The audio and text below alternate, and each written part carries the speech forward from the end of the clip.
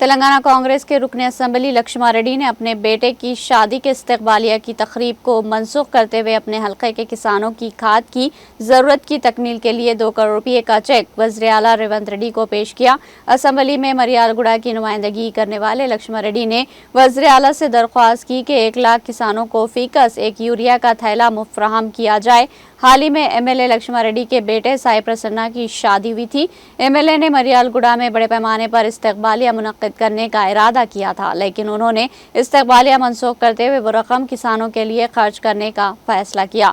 वज़ीर आला ने लक्ष्मण रेड्डी और इनके अरकान खानदान के इस कदम की जबरदस्त सताइश की। రైతు సంక్షేమం కోసం మా బాబు సాయి ప్రసన్న వెన్నెల పెళ్లి సందర్భంగా రిసెప్షన్ కోసం కేటాయించిన డబ్బుల్ని రైతు సంక్షేమం కోసం మిర్యాలగూడ రైతులందరూ బాగుండాలా, ఆ రైతు సంక్షేమం కోసం మనం డబ్బులు ఇవ్వడం జరిగింది।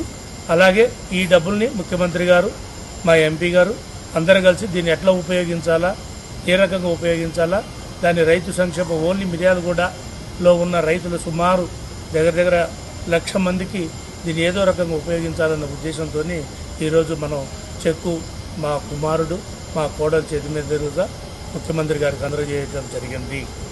అలాగే